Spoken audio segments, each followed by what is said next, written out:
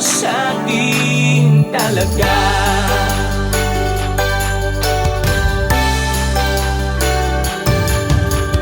Kay siya ng gabi, mga ilaw ay nagniningning, himig ng kampanay umaawi.